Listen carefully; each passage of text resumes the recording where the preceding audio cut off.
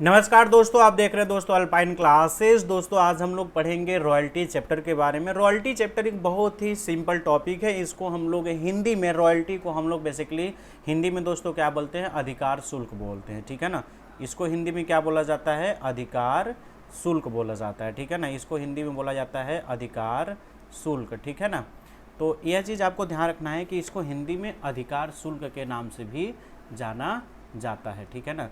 तो दोस्तों ये अधिकार शुल्क क्यों लगता है और होता क्या है, आइए इसके बारे में हम थोड़ा सा समझेंगे और थोड़ा सा जानेंगे कि अधिकार शुल्क बेसिकली होता क्या है, ठीक है ना।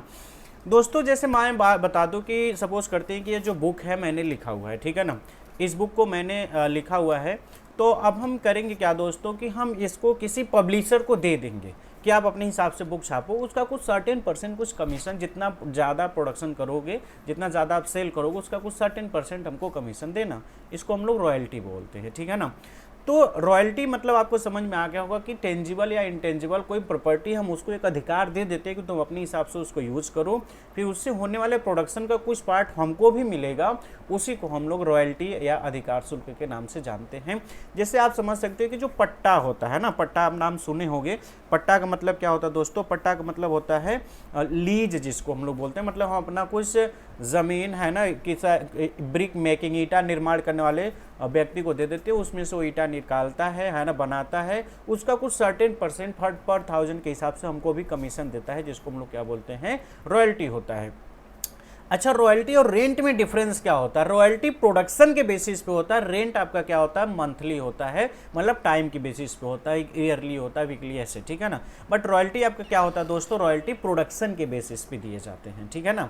तो यह चीज़ आपको ध्यान रखना है कि रॉयल्टी प्रोडक्शन के बदले दिया जाता है और रेंट आपका टाइम के बेसिस पे दिया जाता है, टाइम कंज्यूम होने के बाद, ठीक है ना।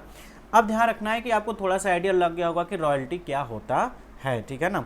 तो आइए थोड़ा सा इसको और हम लोग समझते हैं कि रॉयल्टी के बारे में, कि royalty is the remuneration payable to the person in respect to the use of assets, है ना। जो उसका हम ये एसेट्स यूज करते हैं उसके बदले में उसको एक सर्टेन रेमुनरेशन प्रोवाइड करते हैं, जिसको रॉयल्टी बोलते हैं।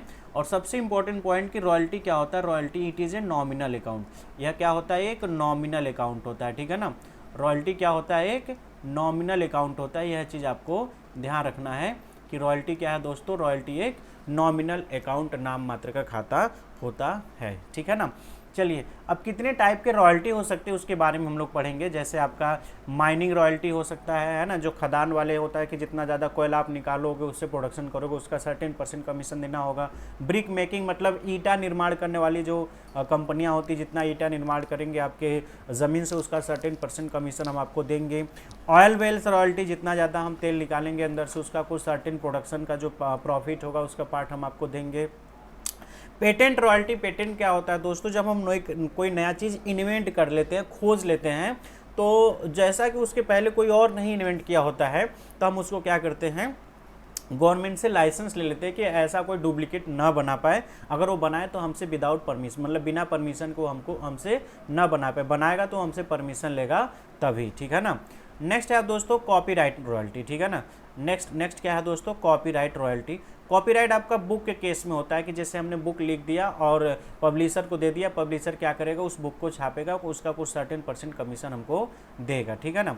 नेक्स्ट है आपका ट्रेडमार्क रॉयल्टी। ट्रेडमार्क रॉयल्टी क्या होता है दोस्तों, ट्रेडमार्क रॉयल्टी का मतलब ये होता है कि जब हम हमारा जो बिजनेस का एक लोगो है, सिंबल है ना, उसको हम किसी को यूज करने के लिए देते हैं, उसके बदले हम कुछ सर्टेन परसेंट कमीशन लेते हैं, उसको हम ट्रेडमार्क रॉयल्टी, मतलब जितना ज़्यादा प्रोडक्शन होगा उस प्रोडक्शन के बेसिस पे। Royalty to foreign companies for sale of produce, है ना। फॉरेन कंपनी का अगर हम कोई सेल प्रोड्यूस करते हैं तो उसके बदले हमको कुछ कमीशन मिलता है। अच्छा, रॉयल्टी जब हम चैप्टर पढ़ेंगे तो इसमें कुछ वर्ड आएंगे, जैसे मिनिमम रेंट हो आएगा वर्ड, है ना। मिनिमम रेंट क्या होगा इसके बारे में हम लोग समझेंगे।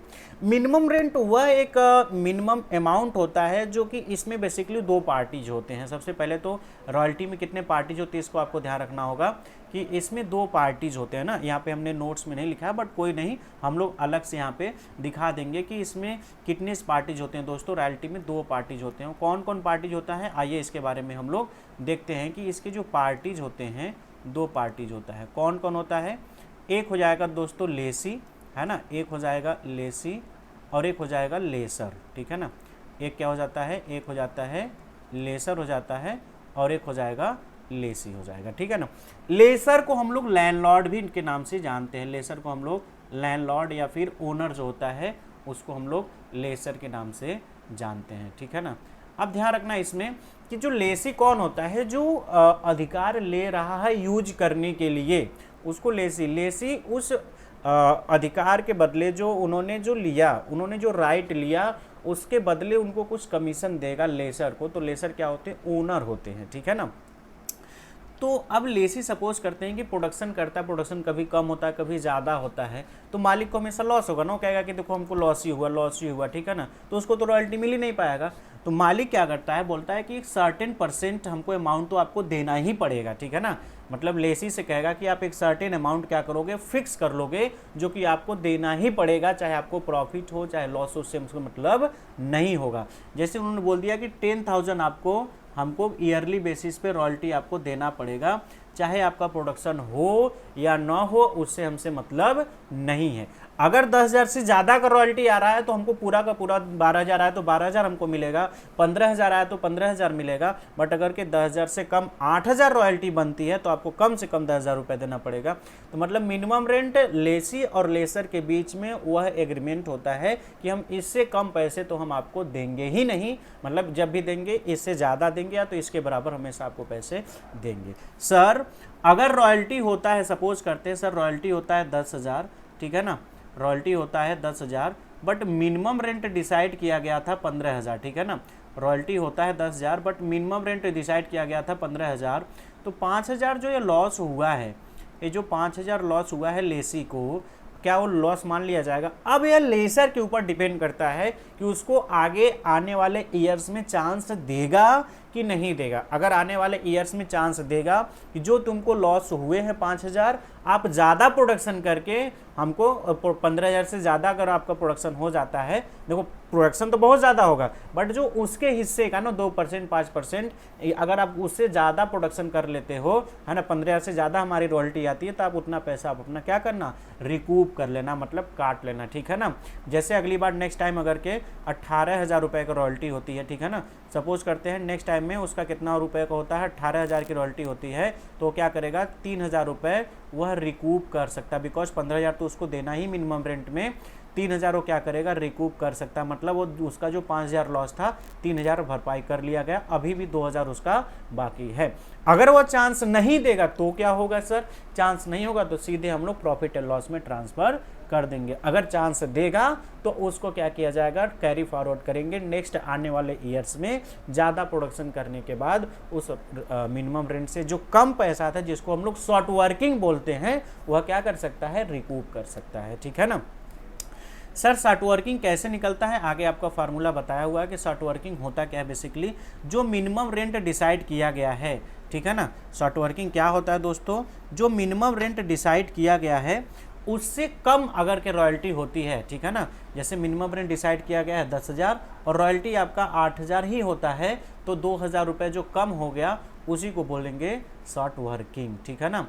अगर आपकी रॉयल्टी डिसाइड की गई 25,000 और आपका रॉयल्टी आता है, मतलब मिनिमम रेंट डिसाइड किया गया है 25,000 बट आपका रॉयल्टी आता है 20,000, तो 5,000 क्या होगा, शॉर्ट वर्किंग होगा। मतलब जितना मिनिमम रेंट डिसाइड किया गया है उससे कम प्रोडक्शन करके आपको प्रॉफिट हो, मतलब मालिक के हिस्से को होने वाला प्रॉफिट अगर उससे कम आ रहा है तो वो लेसी क्या करेगा, कम से कम जो मिनिमम रेंट हो पैसा देगा। और सपोज करते हैं कि मिनिमम रेंट डिसाइड है 25,000 और उसके हिस्से का, मालिक के हिस्से का पैसा आ रहा है 20,000, तो 5,000 वो अपने पास से देगा, जिसको बोलेंगे शॉर्ट वर्किंग। तो वही बता रहा है कि शॉर्ट वर्किंग जो अगर के आपका विदाउट मिनिमम रेंट है ना, जैसे अगर बता रहा है कि अगर विदाउट मिनिमम रेंट होगा तो क्या होगा ना, मतलब मिनिमम रेंट जब नहीं होगा तो रिकूप शॉर्ट वर्किंग विदाउट, मतलब इसमें कोई लिमिट नहीं होगा ना, जैसे होता है ना कि जैसे कि इसमें कोई लिमिटेशन नहीं होगा कि जो शॉर्ट वर्किंग होगा वो कितने ईयर के लिए होगा। आप जब तक प्रोडक्शन करो जितना शॉर्ट वर्किंग होगा आप उसको रिकूप कर लोगे, ठीक है ना।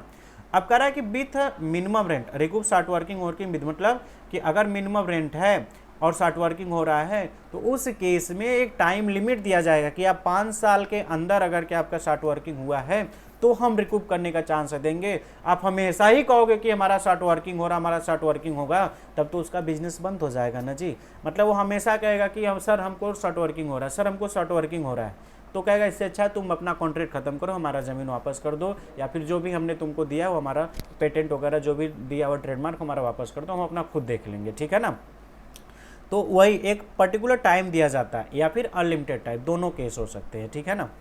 अब यहाँ पे ध्यान रखना है आपको कि मिनिमम रेंट कैसे, मिनिमम रेंट को और किस नाम से जानते हैं, ध्यान रखना, ये क्वेश्चन आया हुआ था 2018 एंट्रेंस एग्जाम में, ठीक है ना, ठीक है ना। मिनिमम रेंट क्या होता है और इसका अल्टरनेटिव जो नाम है ना, मिनिमम रेंट का अल्टरनेटिव नाम है, जैसे डिड रेंट हो गया, है ना, फिक्स्ड रेंट हो गया, फ्लैट रेंट हो गया, कॉन्ट्रैक्ट रेंट, यह मिनिमम रेंट का ही नाम है। मिनिमम रेंट का नाम और क्या क्या होता है दोस्तों, डिड रेंट होता है, फिक्स रेंट होता है, फ्लैट रेंट होता है एंड करंट कॉन्ट्रैक्ट रेंट होता है। शॉर्ट वर्किंग क्या होता है, मिनिमम रेंट में से रॉयल्टी के अमाउंट को माइनस करेंगे, जो अमाउंट कम पड़ेगा उसी को हम लोग शॉर्ट वर्किंग के नाम से जानते हैं। सरप्लस क्या होता है, रॉयल्टी वाला पैसा मिनिमम रेंट से, जैसे मिनिमम रेंट डिसाइड किया गया है 10,000 और आपके हिस्से की रॉयल्टी आती 12,000, तो 2,000 रुपये क्या हो गया, सरप्लस हो गया, ठीक है ना। तो मतलब जो मिनिमम रेंट डिसाइड है, अगर उससे कम रॉयल्टी होती है तो कम से कम 10,000 रुपये मिलेगा लेसर को, मालिक को। अगर 10,000 से ज़्यादा है तो उसका है ही, वो तो उसी पे कॉन्ट्रैक्ट किया था कि जितना ज़्यादा, मतलब एक सेफ्टी पॉइंट बना लेता है कि इससे तुम भी मेहनत करोगे, अदरवाइज तुम भी लापरवाही करोगे, बिकॉज कोई मिनिमम रेंट डिसाइड नहीं है तो तुमको कोई दिक्कत नहीं होगा कि हमारा तो पैसा चल ही रहा है, बट जो मालिक है उसको दिक्कत होगा। तो मालिक डिसाइड कर लेता है कि नहीं, कम से कम आपको इतना पैसा तो देना ही पड़ेगा, ठीक है ना। तो शॉर्ट वर्किंग कैसे निकलता है, मिनिमम रेंट में से रॉयल्टी को माइनस करेंगे तो शॉर्ट वर्किंग निकलेगा, और सरप्लस कैसे निकलेगा, जब रॉयल्टी वाला पैसा मिनिमम रेंट से ज़्यादा होगा तो सरप्लस होता है। सरप्लस का ही पैसा शॉर्ट वर्किंग को रिकूप करने के लिए यूज किया जाता है। नेक्स्ट वीडियो में हम आपको जनरल एंट्री और कैसे रिकूप होता है उसके बारे में समझाएंगे। तब तक के लिए नमस्कार। और वीडियो अगर यूट्यूब पे अपलोड है तो प्लीज़ चैनल को ज़्यादा से ज़्यादा लाइक करें, शेयर करें, सब्सक्राइब करें। Thank you so much.